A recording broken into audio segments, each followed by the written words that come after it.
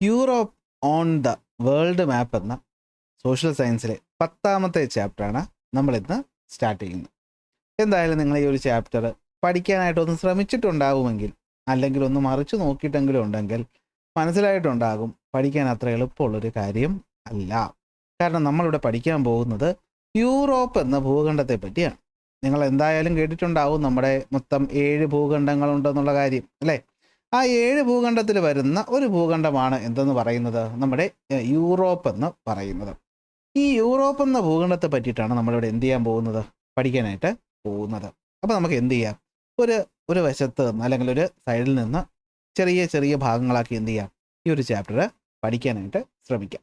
ഇന്നത്തെ ക്ലാസ്സിൽ നമ്മൾ യൂറോപ്പിൻ്റെ ലൊക്കേഷനുമായി ബന്ധപ്പെട്ടും അതുപോലെ തന്നെ ഫിസിയോഗ്രാഫിക് ഡിവിഷനുമായി ബന്ധപ്പെട്ടിട്ടുള്ള കാര്യങ്ങളായിരിക്കും കൂടുതലായിട്ട് എന്ത് ചെയ്യാൻ പോകുന്നത്, പഠിക്കാനായിട്ട് നമ്മൾ പോകുന്നത്. ഓക്കെ, അപ്പോൾ നമുക്ക് നോക്കാം എന്തൊക്കെയാണ് ഇതിനകത്ത് പ്രധാനമായിട്ടും വരുന്നത്. അപ്പോൾ നിങ്ങൾ എല്ലാവരും കേട്ടിട്ടുണ്ടാകും, യൂറോപ്പ് എന്ന് പറയുന്നത് ഒരു ഭൂഖണ്ഡമാണ്. നമ്മുടെ ഇന്ത്യ ഭരിച്ചിരുന്ന ബ്രിട്ടീഷുകാരൊക്കെ വന്നത് എവിടെ നിന്നാണ്, ഈ പറയുന്ന യൂറോപ്പിൽ നിന്ന് ആണ്. അപ്പോൾ നമ്മുടെ വേൾഡ് മാപ്പ് എടുത്തു കഴിഞ്ഞാൽ എവിടെയാണ് യൂറോപ്പ് വരുന്നതെന്നാണ് നമ്മൾ ആദ്യം നോക്കാനായിട്ട് പോകുന്നത്. ഇവിടെ നിങ്ങൾക്ക് ഒരു ഐഡിയക്ക് വേണ്ടിയിട്ട് നമ്മുടെ SK പൊറ്റക്കാടിൻ്റെ ഇന്നത്തെ യൂറോപ്പ് എന്ന് പറഞ്ഞ കൃതിയിൽ നിന്നുള്ള ചെറിയൊരു ഭാഗമൊക്കെ തന്നിട്ടുണ്ട്. അപ്പോൾ നിങ്ങളത് എന്ത് ചെയ്യുക, വായിച്ചു നോക്കുക. നമുക്കത് അത്ര ഇമ്പോർട്ടൻ്റ് അല്ല. ഇതാണ് നമ്മുടെ വേൾഡ് മാപ്പ്. ഇവിടെ നിന്നാണ് നമ്മൾ യൂറോപ്പിനെ കണ്ടെത്താനായിട്ട് പോകുന്നത്. അപ്പോൾ ഇവിടെ നോക്കിക്കഴിഞ്ഞാൽ ഈ ഓരോ നിറത്തിൽ കാണുന്ന ഓരോ വൻകരകളാണെന്നുള്ള കാര്യം നിങ്ങൾക്കറിയാം. മൊത്തം 7 എണ്ണം ഉണ്ട്. അതിൽ 6ാമത്തേതാണ് യൂറോപ്പ് എന്ന് പറയുന്നത്. അപ്പോൾ നമുക്ക് നോക്കാം ഏതൊക്കെയാണ് വൻകരകൾ. Asia, Africa, North America, South America, Antarctica, Europe, Australia. അല്ലേ, സോറി, അന്റാർട്ടിക്ക എന്ന് പറഞ്ഞാൽ ആർട്ടിക് ഓഷനെ കൊണ്ട് വരച്ചു വെച്ചു. അന്റാർട്ടിക്ക, യൂറോപ്പ്, ഓസ്ട്രേലിയ, ഇതാണ് നമ്മുടെ വൻകരകൾ. അതിലേതാണ്ട് നടുവിലായിട്ട് കാണുന്ന ഈ ഒരു ഭാഗമാണ് നമ്മുടെ യൂറോപ്പ് എന്ന് പറയുന്നത്. ചെറിയൊരു ഭാഗമാണെങ്കിലും നമ്മുടെ ലോകത്തെ മൊത്തം അധീനതയിലാക്കി വച്ചിരുന്ന യൂറോപ്യൻ സാമ്രാജ്യത്വമൊക്കെ ഉള്ളത് ഇവിടെ തന്നെയാണ്. നമ്മൾ കേട്ടിട്ടുള്ള പ്രധാനപ്പെട്ട രാജ്യങ്ങളായിട്ടുള്ള ഇപ്പോൾ നമ്മുടെ ഇംഗ്ലണ്ട്, ജർമ്മനി, സ്പെയിന്, ഇറ്റലി, ഇതൊക്കെ വരുന്നത് ഇവിടെ തന്നെയാണ്. അപ്പോൾ ഇതാണ് യൂറോപ്പ് എന്ന് പറയുന്നത്. അപ്പോൾ യൂറോപ്പ് എന്ന് പറഞ്ഞു കഴിഞ്ഞാൽ എന്താണ്, നമ്മുടെ ഭൂഖണ്ഡത്തിൽ അല്ലെങ്കിൽ നമ്മുടെ ഭൂഖണ്ഡങ്ങളിൽ വെച്ചിട്ട് ഭൂമിയുടെ ഏതാണ്ട് നടുക്കായിട്ട്, അല്ലേ, കറക്റ്റ് ഓസ്ട്രേലിയ അല്ല ആഫ്രിക്ക ആണെങ്കിലും ഈ ഒരു ഭാഗം നമുക്കറിയാലോ, ഈ ഒരു ഭാഗം ഉണ്ടല്ലോ, ഇതുവഴിയാണ് നമ്മുടെ ഭൂമധ്യരേഖ കടന്നു പോകുന്നത്. അപ്പോൾ നോർത്തേൺ ഹെമിസ്ഫിയറിലാണ് ഇത് വരുന്നത്. നമ്മുടെ ഈ പറഞ്ഞ നമ്മുടെ ഗ്രീനിച്ച് ലൈൻ കടന്നു പോകുന്നത് ഈ ഒരു ഭാഗത്തൂടെയാണ്. അപ്പോൾ ഏതാണ്ട് നടുവിലായിട്ട് വരുന്ന ഒരു ഭാഗം തന്നെയാണ്. കാരണം സൗത്തിൽ അധികം കോണ്ടിനെൻ്റ് ഒന്നും ഇല്ലല്ലോ നമ്മുടെ യൂറോപ്പ് എന്ന് പറയുന്നത്. അപ്പോൾ യൂറോപ്പിൻ്റെ അതിർത്തികൾ നമുക്ക് ആദ്യം ഒന്ന് നോക്കാം. അപ്പോൾ നോക്കിയേ, യൂറോപ്പ് നോക്കുമ്പോൾ നമ്മൾ എന്തൊക്കെയാണ് കാണുന്നത്, യൂറോപ്പിൻ്റെ വശങ്ങളിലായിട്ട് ഇതൊക്കെ യൂറോപ്പാണ്. യൂറോപ്പിൻ്റെ ഇടതുവശം, അല്ലെ, നമുക്ക് ദിശകളെ പറ്റി അറിയാമല്ലോ, വേണമെങ്കിൽ മാപ്പ് വെച്ച് ഒന്നുകൂടി ഒന്ന് പറഞ്ഞുതരാം, നോക്കിക്കോ. അപ്പോൾ ഈ കാണുന്നതാണ് നമ്മുടെ യൂറോപ്പ് എന്ന് പറയുന്നത്. കിട്ടിയല്ലോ. അപ്പോൾ യൂറോപ്പിൽ നമുക്കറിയാം നമ്മുടെ ഭൂമധ്യരേഖ നമ്മുടെ ഭൂമിയെ നോർത്ത് എന്നും സൗത്ത് എന്നും ഡിവൈഡ് ചെയ്യുന്നു. നമ്മുടെ ഈ പറയുന്ന എന്താണ് ഗ്രീനിച്ച് ലൈൻ നമ്മുടെ ഭൂമിയെ ഈസ്റ്റ് എന്നും വെസ്റ്റ് എന്നും ഡിവൈഡ് ചെയ്യും. അപ്പോൾ ഇതാണ് ദിശകൾ. അപ്പോൾ ഈ പറയുന്ന യൂറോപ്പിൻ്റെ ഇടതുവശത്തായിട്ട് ഒരു കടലുണ്ട്. ഏതാണ്? അറ്റ്ലാന്റിക് സമുദ്രം. അപ്പോൾ യൂറോപ്പിൻ്റെ ഇടതുവശത്ത് അല്ലെങ്കിൽ വെസ്റ്റിൽ അറ്റ്ലാന്റിക് സമുദ്രം, നോർത്തിലായിട്ട് ആർട്ടിക് സമുദ്രം, സൗത്തിലായിട്ട് നോക്കിക്കഴിഞ്ഞാൽ മെഡിറ്ററേനിയൻ കടൽ. അപ്പോൾ വലതുവശത്ത് ഏഷ്യ എന്ന് പറയുന്നതിനേക്കാൾ കുറച്ചുകൂടി നല്ലത് ഈ ഏഷ്യയുടെ ഈ ഒരു ഭാഗത്തായിട്ട് ഒരു മൗണ്ടൻ ഉണ്ട്. അതിൻ്റെ പേരാണ് യുറാൽ മൗണ്ടൻ. അപ്പോൾ യുറാൽ മൗണ്ടൻ ഈ പറയുന്ന ഈസ്റ്റിലേക്ക്. നിങ്ങൾ ഒരു പ്രത്യേകത ശ്രദ്ധിച്ചായിരുന്നോ? നമ്മുടെ നോർത്ത് അമേരിക്ക ആയിക്കോട്ടെ, സൗത്ത് അമേരിക്ക ആയിക്കോട്ടെ, ആഫ്രിക്ക ആയിക്കോട്ടെ, ഓസ്ട്രേലിയ ആയിക്കോട്ടെ, ഇതെല്ലാം കടലിനാൽ ചുറ്റപ്പെട്ട ഒരു അതിർത്തി വരുന്ന ഭാഗമാണ്, അല്ലേ? പക്ഷേ യൂറോപ്പ് എന്ന് പറയുന്നത് ഈ വലിയ ഭൂഖണ്ഡമായ ഏഷ്യയുടെ ഒരു വെസ്റ്റ് വേർഡ് എക്സ്റ്റൻഷൻ ആയിട്ടാണ് കാണുന്നത്. അപ്പോൾ ഈ ഏഷ്യയും യൂറോപ്പിനെയും തമ്മിൽ വേർതിരിക്കുന്ന ഒരു പർവ്വത നിരയാണ് യുറാൽ മൗണ്ടൻ എന്ന് പറയുന്നത്. അപ്പോൾ യൂറോപ്പിൻ്റെ വലതുവശത്ത് അല്ലെങ്കിൽ ഈസ്റ്റിൽ ആരെന്ന് ചോദിച്ചാൽ നിങ്ങൾ പറയണം യുറാൽ പർവ്വത നിരയാണ്. അത് കഴിഞ്ഞിട്ടാണ് ഏഷ്യ വരുന്നത്. ഈ ഏഷ്യയും യൂറോപ്പും അടങ്ങുന്ന ഈ ഒരു ലാൻഡ് മാസ് ഉണ്ടല്ലോ, ഇതിനെ നമ്മൾ യുറേഷ്യ എന്നാണ് വിളിക്കുന്നത്. എന്താ വിളിക്കുന്നത്? യുറേഷ്യ. കേട്ടിട്ടുണ്ടാകാൻ വഴിയില്ലെങ്കിൽ ഞാൻ ഒന്ന് പറഞ്ഞുതരാം. പണ്ട് അങ്ങ് ഒരുപാട് പണ്ട് നമ്മുടെ ഭൂമി നമ്മൾ എടുക്കുകയാണെങ്കിൽ ഈ ഭൂമിയിൽ ഒരു വൻകരയും ഒരു സമുദ്രവും മാത്രമേ ഉണ്ടായിരുന്നുള്ളൂ. അതായത് ഈ കാണുന്ന ഭാഗങ്ങളൊക്കെ ഒരു ജിക്സോ പസിൽ പോലെ ഒരിടത്ത് ഇങ്ങനെ കൂടിയിരിക്കുകയായിരുന്നു എന്ന് വിചാരിക്കുക. ഓക്കെ, ആ പറയുന്ന ജിക്സോ പസിൽ ഇങ്ങനെ വേർതിരിഞ്ഞ് പരസ്പരം അങ്ങോട്ടും ഇങ്ങോട്ടും ഒക്കെ ഡ്രിഫ്റ്റ് ചെയ്ത് പോയിട്ടാണ് ഇന്ന് ഈ കാണുന്ന ഭാഗമായത്. അപ്പോൾ അങ്ങനെയുള്ള ഒരു വൻകര എന്ന് പറയുന്നത് യുറേഷ്യയുടെ ഭാഗമാണ് യൂറോപ്പും ഏഷ്യയും. യുറേഷ്യ പേരിൽ നിന്ന് പിടിയിട്ട് കാണുമല്ലോ. അതിന് തൊട്ട് താഴെയാണ് നമ്മുടെ ഇന്ത്യ മഹാരാജ്യവും ഉള്ളത്. അപ്പോൾ ആദ്യം അതിർത്തികളൊന്ന് പരിചയപ്പെടാം. അപ്പോൾ നമ്മുടെ ഭൂഖണ്ഡം അതിൽ 6ാമത്തെ വലിയതാണ്. ഏഷ്യയുടെ വെസ്റ്റ്വേർഡ് എക്സ്റ്റൻഷനാണ്. യുറേഷ്യ എന്ന് പറയുന്ന കോണ്ടിനെൻ്റ് ഭാഗമാണ്. ഭൂമിയുടെ സെൻറ്ററായിട്ട് കരുതപ്പെടുന്നു. ഇവിടെ നമ്മൾ കോണ്ടിനെൻ്റ് സിൻസ് ആൻഷ്യൻ്റ് ടൈംസ് എന്ന് നമ്മൾ യൂറോപ്പിനെ വിളിക്കും. എന്തുകൊണ്ടാണ് നിങ്ങൾക്കറിയാവോ? സംഭവം ഇത്രയേ ഉള്ളൂ. അപ്പോൾ നമ്മുടെ പണ്ട് അതായത് നമ്മുടെ ഗ്രീക്ക് റോമ സാമ്രാജ്യങ്ങൾ, നമ്മുടെ സിവിലൈസേഷൻസൊക്കെ തുടങ്ങുന്ന ഗ്രീക്ക് റോമ സാമ്രാജ്യത്തിൻ്റെ കാലം മുതലേ നമ്മുടെ ഭൂമിയുടെ സെൻറ്റർ എന്ന് വിളിച്ചിരുന്നതാണ് യൂറോപ്പ്. അപ്പോൾ ഏതാണ്ട് 2000 വർഷങ്ങൾക്ക് മുമ്പേ ഗ്രീക്ക് റോമ സാമ്രാജ്യക്കാർ ഇവരെ പറ്റി പറഞ്ഞിട്ടുള്ളത് കൊണ്ട് തന്നെ നമ്മളിവർ എന്ത് വിളിക്കും? പുരാതന കാലം മുതലേ അറിയപ്പെടുന്ന ഭൂഖണ്ഡം എന്ന് വിളിക്കും. കാരണം നമ്മുടെ അമേരിക്കയും ഏഷ്യയും ഒക്കെ പിൽക്കാലത്താണ്, അതായത് ചരിത്രരേഖകൾ പരിശോധിക്കുന്ന ഒരു രീതിയിലാണ് നമ്മളിവിടെ പറയുന്നത്. ഓക്കെ, അപ്പോൾ ചരിത്രരേഖകൾ പരിശോധിക്കുമ്പോൾ ആദ്യം മുതലേ യൂറോപ്പിനെ പറ്റിയുള്ള ഡേറ്റ ഉണ്ട്, പിന്നീടാണ് നമുക്ക് മറ്റ് പറയുന്ന ഭൂഖണ്ഡങ്ങളെ പറ്റി കിട്ടിയത്. അപ്പോൾ ഇതാണ് പറയുന്നത്. അപ്പോൾ 6ാമത്തെ ഏറ്റവും വലിയ ഭൂഖണ്ഡമാണത്, 7 ഉള്ളതിൽ അവസാനത്തേതിന് തൊട്ട് മുന്നത്തേത്. ഓക്കെ, സെപ്പറേറ്റ് ചെയ്യുന്ന ലാൻഡ് മാസസ് ഉണ്ടെങ്കിലും യൂറോപ്പ് എന്ന് പറയുന്നത് കണ്ടോ ഏഷ്യയുടെ ഒരു വെസ്റ്റ്വേർഡ് എക്സ്റ്റൻഷനായിട്ടാണ് കാണപ്പെടുന്നത്. ഇത് യുറേഷ്യ എന്ന് പറയുന്ന ഭാഗമാണ്. എന്ന് വെച്ചാൽ പണ്ട് ഞാൻ പറഞ്ഞ ജിക്സോ പോലെ ഉണ്ടായിരുന്നത് യുറേഷ്യ എന്ന് പറയുന്ന ലാൻഡ് മാസിൻ്റെ ഭാഗമാണ് ഏഷ്യയും ഈ പറയുന്ന യൂറോപ്പും വരുന്നത്.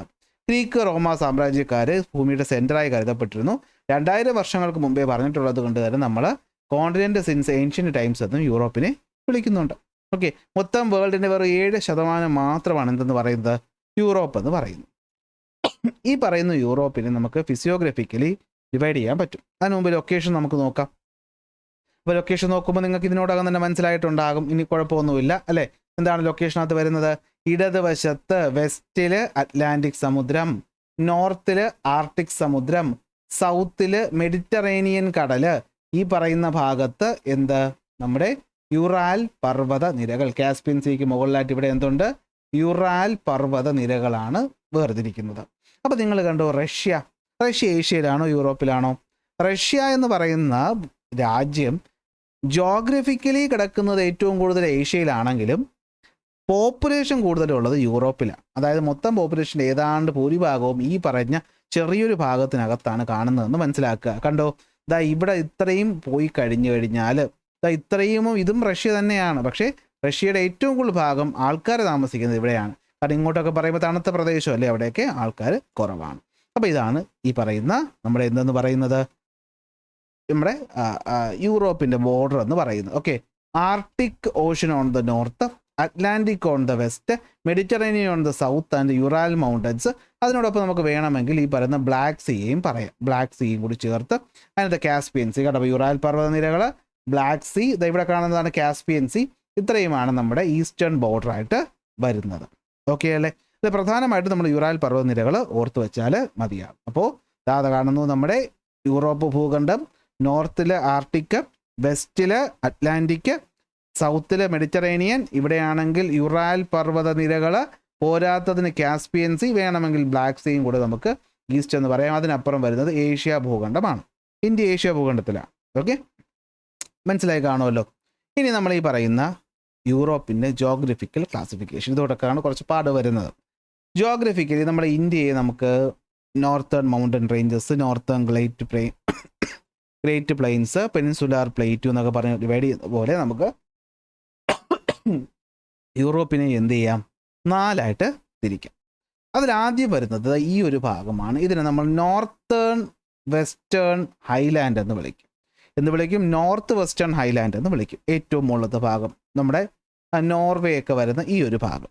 തൊട്ട് താഴെ കാണുന്ന ഭാഗമാണ് നോർത്ത് യൂറോപ്യൻ പ്ലെയിൻസ് എന്ന് പറയുന്നത്. കണ്ടു, യുറാൽ പർവ്വതനിരകൾ നിങ്ങളിവിടെ കാണുന്നുണ്ടല്ലോ. അതുകൊണ്ട് ദാ ഇവിടെ ഈ കടൽ വരെ വരുന്ന ഈ ഒരു ഭാഗമാണ് നോർത്ത് യൂറോപ്യൻ പ്ലെയിൻ എന്ന് പറയുന്നത്. അതിന് താഴെയായിട്ട് കാണുന്നതാണ് സെൻട്രൽ അപ്ലാൻഡ് എന്ന് പറയും. ഇതാണ് സെൻട്രൽ അപ്ലാൻഡ് എന്ന് പറയുന്നത്. അത് കഴിഞ്ഞിട്ട് ഈ ഒരു ഭാഗമെന്ന് പറയുന്നത് പർവ്വതങ്ങൾ നിറഞ്ഞൊരു ഭാഗമാണ്. ഇതിനെയാണ് നമ്മൾ എന്ത് വിളിക്കുന്നത്? ആൽപൈൻ മൗണ്ടൻ സിസ്റ്റം എന്ന് വിളിക്കുന്നത്. അപ്പോൾ ഒട്ടും നമുക്ക് പരിചയമില്ലാത്ത സ്ഥലമാണ്. അപ്പോൾ ശ്രദ്ധിച്ച് കേൾക്കണം.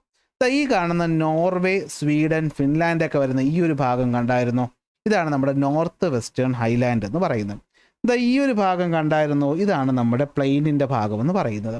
ഈ ഒരു ഭാഗം എന്ന് പറയുന്നത് ഹൈലാൻഡ്. താഴെ വരുന്ന ഈ ഒരു ഭാഗം എന്ന് പറയുന്നത് ആൽപൈൻ മൗണ്ടൻ റേഞ്ചസ് എന്നിങ്ങനെ 4ആയിട്ട് നമ്മൾ തിരിച്ചിട്ടുണ്ട്.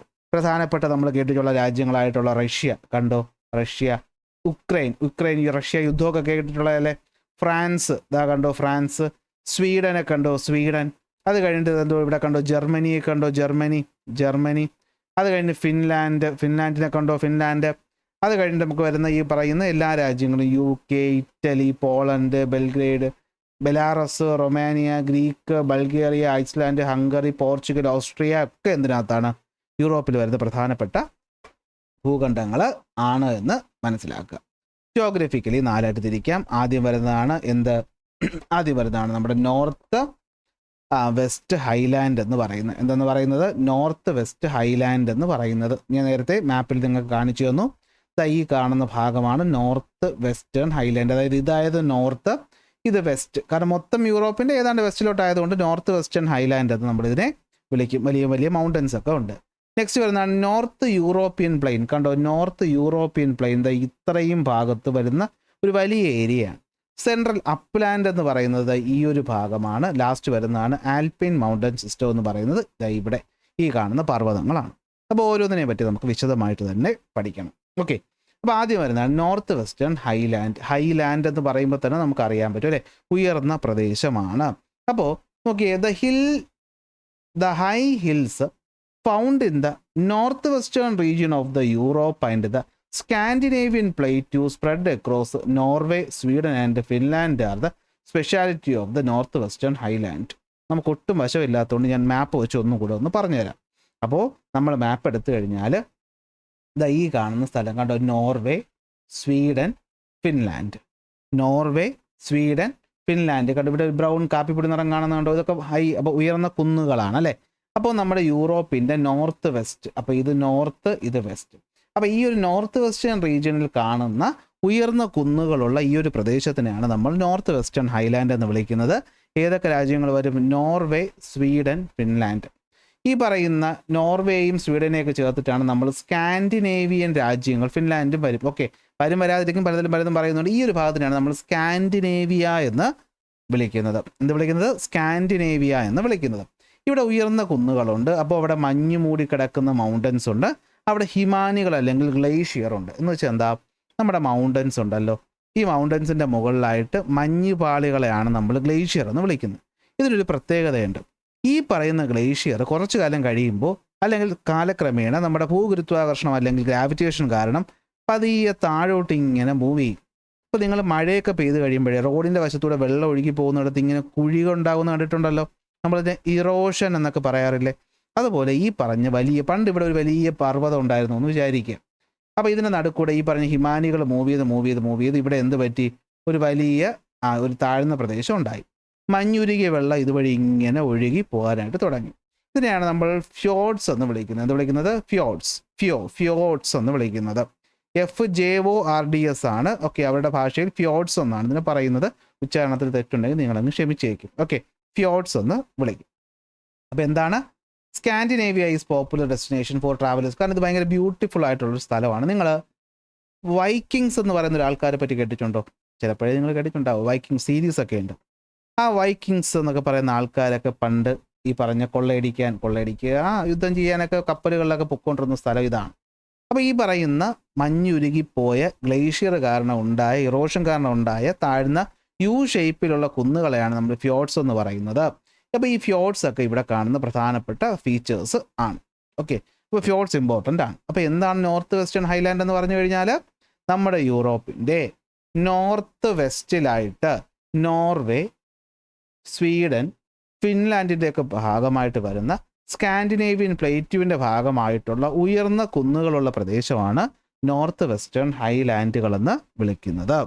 ഈ സ്ഥലം കാണാൻ ഭയങ്കര മനോഹരമാണ്. കാരണം ഈ പറഞ്ഞ ഹിമാനികൾ ഉരുകിപ്പോയ സ്ഥലത്ത് കുഴികളായിട്ട്, അതുവഴി പിന്നെ എന്ത് ചെയ്യുന്നു, വെള്ളമൊക്കെ ഒഴുകിപ്പോകുന്ന സൈഡിലായിട്ട് പച്ചപ്പ് പ്ലാങ്ടൻസ് ഒക്കെ പിടിച്ച് ഭയങ്കര നയന മനോഹരമായൊരു സ്ഥലമൊക്കെയാണ് ഇത്. അതുകൊണ്ട് തന്നെ ഇത് ട്രാവലേഴ്സിന് ഇഷ്ടപ്പെട്ട ഡെസ്റ്റിനേഷനാണ് ഈ പറഞ്ഞ മഞ്ഞുമൂടിയ സ്ഥലങ്ങളും കാര്യങ്ങളും. അപ്പോൾ ഇവിടെ ഗ്ലേഷ്യറുകളും ഉണ്ട്, ഫാസ്റ്റ് ഫ്ലോയിങ് റിവേഴ്സ് ഉണ്ട്, ബ്യൂട്ടിഫുള്ളായ ഫോറസ്റ്റും ലേക്കും ഒക്കെ ഉണ്ട്. ഈ round topped gently sloping hills അല്ലേ, അതായത് ഇങ്ങനെ ഉരുണ്ട മുകളിലോട്ട് ഇങ്ങനെ കൂർത്ത മലകളല്ല, ഇങ്ങനെ ഉരുണ്ട പർവ്വതങ്ങളുണ്ട്. ആ പർവ്വതത്തിന് സൈഡിലൂടെ ഗ്ലേഷ്യൽ ലോങ് ടേം വെതറിംഗ് കാരണം ഉണ്ടായിട്ടുള്ള സ്ഥലങ്ങളാണ് fjords, which are found on the Scandinavian coast is another feature of this region. ഇത്രയാണ് നമ്മളപ്പോൾ പഠിച്ചു വെക്കേണ്ടത്. അപ്പോൾ നോർത്ത് വെസ്റ്റേൺ ഹൈലാൻഡ് എവിടെയാണ്? നമ്മുടെ ഈ പറയുന്ന യൂറോപ്പിൻ്റെ നോർത്ത് വെസ്റ്റേൺ ഭാഗത്ത് നോർവേ, സ്വീഡൻ, ഫിൻലാൻഡ് സ്ഥലങ്ങളെ കവർ ചെയ്യുന്ന ഹൈ ഹില്ലുകളും റൗണ്ടഡ് മൗണ്ടൻസും ഗ്ലേഷ്യേഷൻ കാരണം ഫോം ചെയ്ത യു ഷേപ്ഡ് വാലികളും കാണും. അതിനെയാണ് നമ്മൾ ഫ്യോർഡ്സ് എന്ന് വിളിക്കുന്നത്. Deep steeped inlet along the Norway coast. ഇത് ടൂറിസ്റ്റുകൾ അട്രാക്ട് ചെയ്യുന്ന സ്ഥലമാണ്. അപ്പോൾ നമ്മൾ യൂറോപ്പിൻ്റെ ജോഗ്രഫിക്കൽ ഡിവിഷൻസിൽ നോർത്ത് വെസ്റ്റേൺ ഹൈലാൻഡുകൾ എന്താണെന്നുള്ളത് പഠിച്ചു. ഓക്കെ അല്ലേ? അപ്പോൾ അടുത്ത് വരുന്നതാണ് നോർത്ത് യൂറോപ്യൻ പ്ലെയിൻസ് എന്ന് പറയുന്നത്. നോർത്ത് യൂറോപ്യൻ പ്ലെയിൻസ് ഗ്ലേസിയേഷനും വെതറിങ്ങും കൂടെ പറയുന്നതുകൊണ്ട് ഞാൻ പറഞ്ഞ കാര്യം തന്നെയാണ് ഇത്. വായിച്ചു നോക്കുക. പരീക്ഷയ്ക്ക് പഠിക്കേണ്ട, എങ്കിലും അറിയാതെ നമ്മൾ എന്തെങ്കിലും കാണാപ്പാടം പഠിച്ചു പോയിട്ട് കാര്യമില്ല. ഇപ്പോൾ ടെക്സ്റ്റ് ബുക്കൊക്കെ ഉണ്ടാക്കിയ ആൾക്കാർ ഇച്ചിരി കടുത്തു പോയി എന്നൊരു അഭിപ്രായം ഞാനിവിടെ പറയുന്നു. 8ാം ക്ലാസ് കുട്ടികൾക്കൊക്കെ ഇതൊക്കെ അല്പം കൂടിപ്പോയില്ലേ എന്നൊരു തോന്നൽ എനിക്കുണ്ട്. എങ്കിലും ആയിക്കോട്ടെ. North European plains. ഈ പ്ലെയിൻസ് എന്ന് വെച്ചാൽ എന്താ? കണ്ടോ, സമതലങ്ങൾ, പർവ്വതങ്ങൾ അല്ലെങ്കിൽ ഉയർന്ന പ്രദേശങ്ങൾ കഴിഞ്ഞു വരുന്ന സമതലങ്ങൾ അല്ലെങ്കിൽ നിരന്ന പ്രദേശത്തിനെയാണ് നമ്മൾ പ്ലെയിൻസ് എന്ന് വിളിക്കുന്നത്. ഇതെങ്ങനെ രൂപപ്പെടുന്നത് വെച്ചാൽ, ഈ പറഞ്ഞ പർവ്വതങ്ങളുണ്ടല്ലോ, ഇതിന് മുകളിൽ നിന്നൊക്കെ നദികളൊക്കെ ഇങ്ങനെ ഒഴുകി വരും. ഈ ഒഴുകി വരുന്ന നദികൾ ഇതുവഴി പോകുമ്പോഴത്തേക്കും കരകവിയുന്ന സമയത്ത് ചെളിയുണ്ടല്ലോ, അത് വശങ്ങളിലേക്കൊക്കെ ഇങ്ങനെ ഇട്ട് ഈ വശങ്ങൾ നികന്നാണ് ഇങ്ങനത്തെ പ്ലെയിൻസ് ഉണ്ടാകുന്നത്. നമ്മുടെ ഇന്ത്യയിൽ ഗംഗാ സമതലങ്ങളുണ്ട്. ഹിമാലയ പർവ്വതം കഴിഞ്ഞിട്ട് പിന്നെ വരുന്ന നമ്മുടെ നോർത്ത് ഇന്ത്യ, ഡൽഹി, ഉത്തർപ്രദേശൊക്കെ ഉള്ള ഭാഗമില്ലേ, അത് സമതലങ്ങളാണ്. അതുപോലെയാണ് ഇവിടെയും ഉള്ളത്. ഓക്കെ, അപ്പോൾ നോക്കിക്കോ എവിടെയാണ് കാണപ്പെടുന്നത്. ഓക്കെ, ഇതിനെ നമ്മൾ ഗ്രേറ്റ് യൂറോപ്യൻ പ്ലെയിൻ എന്നും നോർത്ത് യൂറോപ്യൻ പ്ലെയിൻ എന്നും പറയും. എവിടെ മുതൽ? യുറാൽ പർവ്വത നിരകൾ മുതൽ, അതായത് ഇവിടെ കാണുന്ന യുറാൽ പർവ്വത നിരകൾ മുതൽ ഇങ്ങ് കാണുന്ന അറ്റ്ലാന്റിക് സമുദ്രം വരെ. അപ്പോൾ ഇങ്ങ് വെസ്റ്റിലെ അറ്റ്ലാന്റിക് സമുദ്രം മുതൽ അങ്ങ് ഈസ്റ്റിലെ യുറാൽ പർവ്വത നിരകൾ വരെ നീണ്ടു നിവർന്ന് കിടക്കുന്ന ഈ ഒരു വലിയ പ്രദേശമാണ് എന്തെന്ന് പറയുന്നത്? നോർത്ത് യൂറോപ്യൻ പ്ലെയിൻ, അല്ലെങ്കിൽ വിളിക്കുന്ന മറ്റൊരു പേര് great European plain. Okay, flat ടോപ്പോഗ്രഫിയാണ്. ചെറിയ കുന്നുകളൊക്കെ ഇവിടെ ഉണ്ട്. ഇവിടെ ഒഴുകുന്ന 3 പ്രധാന നദികളാണ് വോൾഗ, ഡോണ്, നിപ്പർ. ഈ 3 നദികളുടെയും അതുപോലെ തന്നെ ഗ്ലേഷ്യറുകളുടെയും ഡെപ്പോസിഷൻ കാരണം ഉണ്ടായ സ്ഥലമാണിതെന്ന് പറയുന്നത്. അപ്പോൾ ഈ ഗ്ലേഷ്യൽ ഡെപ്പോസിഷൻ അല്ലെങ്കിൽ റിവറൈൻ ഡെപ്പോസിഷൻ, നദികളോ ഈ ഉരുകി വരുന്ന ഹിമാനികളുണ്ടല്ലോ, ഈ മഞ്ഞിൽ ഇവിടെ നിന്നൊക്കെ ഉരുകി വരുന്ന ഹിമാനികൾ ഈ പറയുന്ന മണ്ണും ചരലും ഒക്കെ കൊണ്ടുവരും. നമ്മൾ ഇറോഷൻ എന്ന് പറയുന്നത് പഠിച്ചിട്ടുണ്ടോ എന്ന് എനിക്ക് അറിയില്ല. നിങ്ങൾ ഇത്രയും ആലോചിച്ചാൽ റോഡ് സൈഡിൽ മഴ പെയ്യുമ്പം ചെളി കൊണ്ടുപോകുന്നില്ല, ആ ചെളി എവിടെയെങ്കിലും കൊണ്ട് ഡെപ്പോസിറ്റ് ആവുമല്ലോ, ഇവിടെ കൊണ്ട് നിക്ഷേപിക്കില്ല. അവിടെയല്ലേ ഈ ചെളി ഇങ്ങനെ പടർന്ന് കിടക്കുന്നത്. പോട്ടെ, ഒന്നുമില്ലെങ്കിൽ നമ്മുടെ പ്രളയമൊക്കെ നിങ്ങൾ കണ്ടതല്ലേ ഇടാം. അപ്പോൾ പ്രളയം കഴിഞ്ഞ് വീട്ടിലൊക്കെ വെള്ളം കയറിയിട്ട് ആ വെള്ളം ഒഴുകി പോയപ്പോൾ വീട്ടിനകത്ത് മൊത്തം ചെളിയായില്ലേ? അതുപോലെ ചെളികൾ അടിഞ്ഞുണ്ടായ സ്ഥലമാണ് ഈ പറഞ്ഞ പ്ലെയിൻസ് അല്ലെങ്കിൽ സമതലങ്ങൾ എന്ന് പറയുന്നത്. പക്ഷേ ഈ മണ്ണെന്ന് പറയുന്നത് ഭയങ്കര ഫെർട്ടൈലായ മണ്ണാണ്. അതുകൊണ്ട് തന്നെ കൃഷിക്ക് അനുയോജ്യമായതുകൊണ്ട് ഇവിടെ ഒരുപാട് ആൾക്കാർ കൃഷി ചെയ്യുകയും കുറച്ച് ആൾക്കാർ താമസിക്കുകയും ചെയ്യുന്ന സ്ഥലങ്ങളാണ്. ഓക്കെ, ഇപ്പോൾ ഇതാണ് സംഭവം എന്ന് പറയുന്നത്. അപ്പോൾ നോർത്ത് യൂറോപ്യൻ പ്ലെയിനിൽ നമ്മൾ എന്തൊക്കെ പഠിക്കും? നമ്മുടെ ഈ പറയുന്ന നോർത്ത് വെസ്റ്റേൺ ഹൈലാൻഡിൻ്റെ സൗത്തിലായിട്ട്, ഇതാണ് നോർത്ത് വെസ്റ്റേൺ ഹൈലാൻഡ് അറിയാമല്ലോ, അപ്പോൾ അതിൻ്റെ സൗത്തിലായിട്ട് കാണപ്പെടുന്ന സ്ഥലം വെസ്റ്റില് അറ്റ്ലാന്റിക് സമുദ്രം മുതൽ ഈസ്റ്റിലെ യുറാൽ പർവ്വതം വരെ നിവർന്ന് കിടക്കുന്നു, അല്ലെങ്കിൽ വിരിഞ്ഞ് അത്രയും ഭാഗത്ത് കിടക്കുന്നു. ഇതിനെ ഗ്രേറ്റ് യൂറോപ്യൻ പ്ലെയിൻ എന്നും വിളിക്കും. ഏതാണ്ട് സമതലങ്ങൾ നിരന്ന ചെറിയ കുന്നുകളൊക്കെ ഉള്ളൊരു ടോപ്പോഗ്രഫിയാണ് നമ്മുടെ ഗ്ലേഷ്യൽ ഡെപ്പോസിഷൻ എന്ന് വെച്ചാൽ മനസ്സിലായി കാണുമല്ലോ. മഞ്ഞ് പാളികൾ മൂവ് ചെയ്യുന്നത് കാരണം ഉണ്ടാകുന്ന ഇറോഷനും പിന്നീട് അതുകൊണ്ടുണ്ടാകുന്ന ഡെപ്പോസിഷനും, അതുപോലെ തന്നെ നദികളായിട്ടുള്ള വോൾഗയും ഡോണും നിപ്പറും ഒക്കെ ചേർന്നാണ് ഈ സ്ഥലം ഉണ്ടാക്കിയത്. ഇതിൽ ഏറ്റവും നീളം കൂടിയ യൂറോപ്പിലെ നദിയാണ് വോൾഗ. ഓക്കെ, ഫെർട്ടൈൽ സോയിലാണ് ഇവിടെ കാണപ്പെടുന്നത്. കൃഷിക്ക് അനുയോജ്യമാണ്. ഇവിടെ കാണുന്ന പുല്ലുകൾ നിറഞ്ഞ പുൽമേടുകളെ നമ്മൾ സ്റ്റെപ്പിസ് എന്ന് വിളിക്കും. 10ാം ക്ലാസ്സിൽ പോകുമ്പോൾ നമ്മളിത് വീണ്ടും പഠിക്കും കേട്ടോ, അപ്പോൾ ഓർത്ത് വെച്ചോ. അപ്പോൾ ഇവിടെ കാണുന്ന പുൽമേടുകൾ കണ്ടോ, ഈ പിക്ചർ നോക്കി നിങ്ങൾക്ക് കാണാൻ പറ്റുന്നില്ലേ പുൽമേടുകൾ? ഇതിനെയാണ് നമ്മൾ സ്റ്റെപ്പിസ് എന്ന് വിളിക്കുന്നത്. അപ്പോൾ ഇതാണ് നമ്മുടെ നോർത്ത് യൂറോപ്യൻ പ്ലെയിൻ എന്ന് പറയുന്നത്. എന്തെന്ന് പറയുന്നത്? North European plain. അടുത്ത് വരുന്നതാണ് എന്ത്? സെൻട്രൽ അപ്ലാൻഡ് എന്ന് പറയും. എന്താണ് സെൻട്രൽ അപ്ലാൻഡ്? സത്യം പറഞ്ഞാൽ ഇവിടെ അധികം ഒന്നും പഠിക്കാനായിട്ട് പറയുന്നില്ല, എങ്കിലും ഉള്ള പോയിന്റുകൾ നോക്കി വയ്ക്കാം. നോർത്ത് യൂറോപ്യൻ പ്ലെയിനിൻ്റെ സൗത്തിലായിട്ട് കാണപ്പെടുന്ന ലാൻഡ്, ഓക്കെ, ചെറിയ കുന്നുകൾ, താഴ്വാരങ്ങൾ, പ്ലേറ്റ്യൂസ്, അതുപോലെ തന്നെ എന്താണ് എല്ലാ സംഭവങ്ങളോട് ചേർന്ന് വരുന്ന ഒരു ഭാഗമാണ് ഈ അപ്ലാൻഡ് എന്ന് പറയുന്നത്. നിങ്ങൾക്ക് പ്ലേറ്റ്യൂ എന്താണെന്നറിയാവോ? നിരന്ന സ്ഥലങ്ങളിൽ നിന്ന് ഉയർന്നു കാണുന്ന ടേബിൾ ലൈക്ക് ലാൻഡ് ഫോംസിനെയാണ് നമ്മൾ എന്ത് വിളിക്കുന്നത്? പ്ലേറ്റ്യൂ എന്ന് വിളിക്കുന്നത്. നമ്മുടെ ഇന്ത്യയുടെ ഈ പറഞ്ഞ താഴത്തെ ഭാഗം ഉണ്ടല്ലോ, ഇവിടെയായിട്ട് നമ്മുടെ പെനിൻസുലാർ പ്ലേറ്റ്യൂ ഉണ്ട്. അതുപോലെ ഇവിടെ പ്ലേറ്റ്യൂ കാണുന്ന ചെറിയ കുന്നുകൾ കാണുന്ന ഭാഗമാണ് സെൻട്രൽ അപ്ലാൻഡ് എന്ന് പറയുന്നത്. അയർലൻഡ് മുതൽ റഷ്യ വരെയാണ് ഇത് കാണപ്പെടുന്നത്. അതായത് ഈ കാണുന്ന അയർലാൻഡിൻ്റെ ഭാഗം മുതൽ റഷ്യ വരെ എക്സ്റ്റെൻഡ് ചെയ്ത് കിടക്കുന്ന ഭാഗമാണ് ഇതെന്ന് പറയുന്നത്. ഇവിടെ ഒരുപാട് ചെറിയ കുന്നുകളുണ്ട്. 2 കുന്നുകൾക്കിടയിലായിട്ടുള്ള താഴ്വാരങ്ങൾ വാലീസ് ഉണ്ട്, പ്ലേറ്റ്യൂസും ഉണ്ട്. പ്രധാനപ്പെട്ട കുറച്ച് ലാൻഡ് ഫോംസ് തന്നിട്ടുണ്ട്. അപ്പോൾ നമുക്കതൊന്ന് നോക്കി വയ്ക്കണം. റൈൻ വാലി, ഒരു സെക്കൻഡ്. റൈൻ വാലി, വോസ്റ്റസ് mountains, Jura mountains, central Massif പ്ലേറ്റും ഒക്കെ ഫ്രാൻസിൻ്റെ ഭാഗമായിട്ട് കാണുന്ന ലാൻഡ് ഫോംസ് ആണ്. ഫ്രാൻസ് എന്ന് പറയുന്ന രാജ്യത്തിൽ കാണുന്ന ലാൻഡ് ഫോംസ് ആണ്. ബെൽജിയത്തിൽ കാണുന്ന അർഡീനസ് മൗണ്ടൻസ്, ജർമ്മനിയിൽ കാണുന്ന ബ്ലാക്ക് ഫോറസ്റ്റ് മൗണ്ടൻസ്, ഹർസ് മൗണ്ടൻസ്, സ്പെയിനിൽ കാണുന്ന മാസറ്റ് പ്ലേറ്റു, അതുപോലെ ബൂഹിമൻ പ്ലേറ്റു ചെക്ക് റിപ്പബ്ലിക്കിൽ കാണുന്നതൊക്കെ ഇവിടെ കാണുന്ന പ്രധാനപ്പെട്ട ലാൻഡ് ഫോംസ് ആണ്. എന്തിനാണ് ഇങ്ങനൊരു ടേബിൾ തന്നിട്ട് ഒരു ബന്ധവും ഇല്ലാതെ കുറേ ലാൻഡ് ഫോംസ് തന്നതെന്ന് ടെക്സ്റ്റ് ബുക്ക് ഉണ്ടാക്കിയ ആളുടെ അടുത്ത് ചോദിക്കുക, അല്ലാതെ വേറെ വഴികളൊന്നുമില്ല. കാരണം ഈ ഓരോ സ്ഥലങ്ങളും മാപ്പ് വെച്ച് നിങ്ങൾ ഇപ്പോൾ ഒരു 8ാം ക്ലാസ് കൂട്ടി പഠിക്കുക എന്നൊക്കെ പറയുന്നത് നടക്കുന്നൊരു കാര്യമല്ല. എങ്കിലും ടെക്സ്റ്റ് ബുക്ക് ഉള്ളത് കൊണ്ട് ഒന്ന് നോക്കി വയ്ക്കുക നമ്മൾ മാത്രമേ എനിക്ക് പറയാവുള്ളൂ. അപ്പോൾ നോർത്ത് യൂറോപ്യൻ പ്ലെയിനിൻ്റെ താഴ്വശത്തായിട്ട് കാണപ്പെടുന്ന അയർലൻഡ് മുതൽ റഷ്യ വരെ കാണപ്പെടുന്ന ഭാഗമാണ് സെൻട്രൽ അപ്ലാൻഡ് എന്ന് പറയുന്നത്. ചെറിയ കുന്നുകളും വാലികളും പ്ലേറ്റും കാണുന്നു. റൈനും റോണിനും എന്ന് പറയുന്ന ഇവിടെ കാണുന്ന പ്രധാന നദികളാണ്.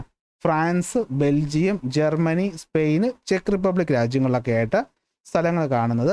റൈൻ വാലി, വോസ്റ്റസ് മൗണ്ടൻസ്, ജുറ മൗണ്ടൻസും സെൻട്രൽ മാസിഫ് പ്ലെയിൻ കണ്ടോ. സെൻട്രൽ മാസിഫ് പ്ലേറ്റും ഒക്കെ ഇവിടെ കാണാൻ പറ്റുന്നുണ്ട്. ജുറ പർവ്വതങ്ങൾ ഇവിടെ കാണാൻ പറ്റുന്നുണ്ട്. വോസ്റ്റസ് നിങ്ങൾക്ക് ഇവിടെ എന്ത് ചെയ്യാൻ പറ്റുന്നുണ്ട്? കാണാൻ പറ്റുന്നുണ്ട്. വോസ്റ്റസ് കാണാൻ പറ്റുന്നുണ്ട്. ഫ്രാൻസിൻ്റെ ഭാഗമായിട്ടൊക്കെ വരുന്ന കുന്നുകളും മലകളും ഒക്കെയാണ് ഇവിടെ വരുന്നത്. ഇതിൽ ഈ ജുറ എന്ന് പറയുന്നത് വേണമെങ്കിൽ ഓർത്ത് വെച്ചോ, ടെക്സ്റ്റ് ബുക്കിൽ തന്നെ പറയുന്നുണ്ട്. ജുറാസിക് പാർക്ക് കേട്ടിട്ടുണ്ടല്ലോ, നമ്മുടെ ഡൈനോസറുകളുടെ ഫോസിൽ കിട്ടി ജുറാസിക് പാർക്ക്. അത് ഈ ജുറ മൗണ്ടൻസിൽ നിന്ന് കിട്ടിയത് കൊണ്ടാണ് ജുറാസിക് പാർക്ക് അത് പേരിട്ടതെന്നൊക്കെ പറയപ്പെടുന്നുണ്ട്. ഓക്കെ, ഇതാണ് സംഭവം. ലാസ്റ്റ് വരുന്നതാണ് ആൽപിൻ മൗണ്ടൻ സിസ്റ്റം എന്ന് പറയുന്നത്. നമ്മുടെ യൂറോപ്പിൻ്റെ ഏറ്റവും താഴ്വശത്തായിട്ട്, നമ്മുടെ ആഫ്രിക്കയൊക്കെ തുടങ്ങുന്നതിനൊക്കെ മുന്നേ ആയിട്ട് താഴെയായിട്ട് ഇങ്ങനെ വലിയ ഉയരം കൂടിയ മൗണ്ടൻസ് ഉണ്ട്. ഓക്കെ, ഈ മൗണ്ടൻസ് വരുന്ന ഭാഗമാണ് നമ്മുടെ ആൽപിൻ മൗണ്ടൻ സിസ്റ്റം എന്ന് പറയുന്നത്. കണ്ടോ, വലിയ വലിയ കുന്നുകൾ. നിങ്ങൾ ഈ പറഞ്ഞ മൗണ്ടൻ്റെ പേര് പറയുമ്പോൾ നിങ്ങൾ കേട്ടിട്ടുണ്ടാകും. നിങ്ങൾ ആൽപ്സ് പർവ്വതനിരകൾ എന്നുള്ളത് നിങ്ങളെല്ലാവരും കേട്ടിട്ടുള്ള പേരല്ലേ? അപ്പോൾ ഈ ആൽപ്സ് പർവ്വതനിരകൾ ഉൾപ്പെടുന്നതാണ് ആൽപൈൻ മൗണ്ടൻ സിസ്റ്റം എന്ന് പറയുന്നത്. ആൽപൈൻ മൗണ്ടൻസിനെ പറ്റിയിട്ടൊക്കെ നിങ്ങൾ വിശദമായിട്ട് പിന്നീട് പഠിക്കും. ഓക്കെ, ഉയരം കൂടുന്ന സ്ഥലത്ത് ഈ പറയുന്ന നാച്ചുറൽ വെജിറ്റേഷൻസ് ഒക്കെ കുറയുമ്പോൾ അവിടെ കാണുന്ന ഒരു പ്രത്യേകത വെജിറ്റേഷൻസിനെയാണ് നമ്മൾ ആൽപൈൻ വെജിറ്റേഷൻ എന്നൊക്കെ പറയുന്നത്. നോക്കാം. അപ്പോൾ ഈ പറയുന്ന എവിടെയായിട്ട് നമ്മുടെ സെൻട്രൽ അപ്ലാൻഡിന് പാരലായിട്ട്, അതായത് സെൻട്രൽ അപ്ലാൻഡിൻ്റെ ഭാഗമുണ്ടല്ലോ, അതിന് പാരലായിട്ട് കാണപ്പെടുന്ന കുറച്ച് മൗണ്ടൻസ് ഇതാ കണ്ടോ. ആൽപ്സ്, കാർപാത്തിയൻസ്, കോക്കസസ് എന്നൊക്കെ പറയുന്ന ഈ പർവ്വതങ്ങൾ വരുന്ന ഈ ഒരു ഭാഗത്തിനെയാണ് നമ്മൾ എന്ത് വിളിക്കുന്നത്? ആൽപൈൻ മൗണ്ടൻ സിസ്റ്റം എന്ന് പറയുന്നത്. സെൻട്രൽ അപ്ലാൻഡിൻ്റെ താഴെയായിട്ട് അറ്റ്ലാന്റിക് സമുദ്രം മുതൽ ഈ പറയുന്ന കാസ്പിയൻ സീ, ഇവിടെയാണ് കാസ്പിയൻ സീ വരെ എക്സ്റ്റെൻഡ് ചെയ്ത് കിടക്കുന്നു. ഇവിടെ ഉള്ള അറ്റ്ലാന്റിക് സമുദ്രം മുതൽ കാസ്പിയൻ സീ വരെ എക്സ്റ്റെൻഡ് ചെയ്ത് കിടക്കുന്നത് ഈ കാണുന്ന പർവ്വതങ്ങൾ. ഓക്കെ, ഈ കാണുന്ന പർവ്വതങ്ങളാണ് വരുന്നത്. ഏതൊക്കെ വരും? ആൽപ്സ് പർവ്വതനിരകൾ, ഇവിടെ കാണുന്നുണ്ടോ? ആൽപ്സ് പർവ്വതനിരകൾ, കോക്കസസ് പർവ്വതനിരകൾ. ഇവിടെയാണ് എൽബസ് മൗണ്ടൻസ് ഉള്ളത്, ഏറ്റവും ഉയരം കൂടിയ കൊടുമുടി. അതുപോലെ തന്നെ കാർപാത്തിയൻസ് കണ്ടോ, കാർപാത്തിയൻസ് പർവ്വതനിരകളൊക്കെ കാണുന്നത് ഇവിടെയാണ്. ഓക്കെ, ഇതിൽ ഈ പറയുന്ന എൽബസ് ആണ് എന്തെന്ന് പറയുന്നത്? കോക്കസസ് മൗണ്ടനിലുള്ള എൽബസ് കണ്ടോ, കോക്കസസിലുള്ള എൽബസ് ആണ് ഏറ്റവും ഉയരം കൂടിയ കൊടുമുടി എന്ന് പറയുന്നത്. ഈ സ്ഥലത്തിനെയാണ് നമ്മൾ ആൽപൈൻ മൗണ്ടൻ സിസ്റ്റം എന്ന് പറയുന്നത്. The mountain ranges extend from the Atlantic Ocean in the west to the Caspian Sea in the east. Main alpine mountain ranges ഏതൊക്കെയാണ്? ആൽപ്സ്, കോക്കസസും കാർപാത്തിയൻസും ആണ്. മാപ്പിൽ പോലും പറയുന്നില്ല, നിങ്ങൾക്ക് ഒരു ഐഡിയ കിട്ടാനാണ് ഞാൻ കണ്ടത്. കണ്ടോ, ബ്ലാക്ക് സീ കാണുന്നുണ്ട്, മെഡിറ്ററേനിയൻ കടൽ കാണുന്നുണ്ട്. ഈ ഒരു ഭാഗത്താണ് ഈ പറഞ്ഞ പർവ്വതങ്ങൾ വരുന്നത്. അപ്പോൾ ഇതാണ് പ്രധാനപ്പെട്ട ഡ്രാക്കുള കോട്ട. ഈ കാർപാത്തിയൻസ് എന്ന് പറയുന്നത് കണ്ടോ, കാർപാത്തിയൻസിലാണ് നമ്മൾ ഡ്രാക്കുള കോട്ടയൊക്കെ ഉള്ളത്. ഡ്രാക്കുളയെ പറ്റി കേട്ടിട്ടുണ്ടാവുമല്ലോ അല്ലേ? ഡ്രാക്കുള പ്രഭു. ശരി, അപ്പോൾ ഇതാണ് സംഭവങ്ങൾ എന്ന് പറയുന്നത്. അപ്പോൾ ഇവിടെ കാണുന്നത് ഫോൾഡ് മൗണ്ടൻസ് ആണ്. എന്ന് വെച്ചാൽ എന്താ? 2 പ്ലേറ്റ്യൂസ് അല്ലെങ്കിൽ 2 നമ്മുടെ ലിത്തോസ്ഫിയറിക് പ്ലേറ്റുകൾ എന്ന് വെച്ച് കഴിഞ്ഞാൽ നേരത്തെ പറഞ്ഞില്ല ഏട്ടാ, നമ്മൾ ഈ പറഞ്ഞ ജിക്സോ പസിൽ പോലെ ഇരിക്കുമെന്ന്. അപ്പോൾ അങ്ങനെ 2 പസിലുകളുള്ള സ്ഥലങ്ങൾ ഈ പറയുന്ന മാഗ്മ അല്ലെങ്കിൽ ലാവയുടെ മൂവ്മെൻറ്റ് കാരണം പരസ്പരം കൂട്ടിയിടിച്ച് ഇങ്ങനെ ഉയർന്നു പോകുന്ന മൗണ്ടൻസിനെയാണ് നമ്മൾ എന്ത് വിളിക്കുന്നത്, ഫോൾഡ് മൗണ്ടൻസ് എന്ന് വിളിക്കുന്നത്. അതൊക്കെ ഇവിടെയാണ് കാണപ്പെടുന്നത്. അപ്പോൾ ഇത്രയേ ഉള്ളൂ നമ്മുടെ സംഭവം എന്ന് പറയുന്നത്. അപ്പോൾ ഇത്രയും കഴിയുമ്പോഴത്തേക്കും നമ്മുടെ എന്ത് കഴിഞ്ഞു, നമ്മുടെ ജോഗ്രഫിക്കൽ ഡിവിഷൻസ് കഴിഞ്ഞു. ഇനി വരുന്നത് ക്ലൈമറ്റും നാച്ചുറൽ വെജിറ്റേഷനും വൈൽഡ് ലൈഫും ആണ്.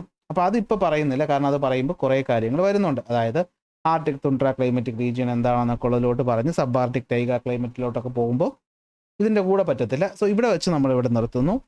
പറഞ്ഞ കാര്യങ്ങളൊക്കെ നിങ്ങൾക്ക് മനസ്സിലായിട്ടുണ്ടാകുമെന്ന് ഞാൻ വിശ്വസിക്കുന്നു. മനസ്സിലായിട്ട് പൂർണ്ണമായിട്ട് ചിലപ്പോൾ മനസ്സിലാകുമെന്ന് എനിക്കൊന്നും തോന്നുന്നില്ല, കാരണം ഇത് അത്യാവശ്യം വലിയൊരു ടോപ്പിക്കാണ്. വളരെ കുറച്ച് മാത്രം ടെക്സ്റ്റ് ബുക്ക് തന്നിട്ടുള്ളൂ. അപ്പോൾ അത് വെച്ചിട്ട് നമുക്ക് എക്സ്പ്ലെയിൻ ചെയ്യാനും പറ്റത്തുള്ളൂ. സോ നിങ്ങൾക്ക് അത്യാവശ്യം മനസ്സിലായിട്ടുണ്ടാകുമെന്ന് ഞാൻ വിശ്വസിക്കുന്നു. ക്ലാസ്സുകൾ ഇഷ്ടപ്പെട്ടാൽ ലൈക്ക് ചെയ്യാനും ഷെയർ ചെയ്യാനും സബ്സ്ക്രൈബ് ചെയ്യാനും മറക്കണ്ട. അടുത്ത ക്ലാസ്സിൽ അടുത്ത ടോപ്പിക്കായിട്ട് കാണാം.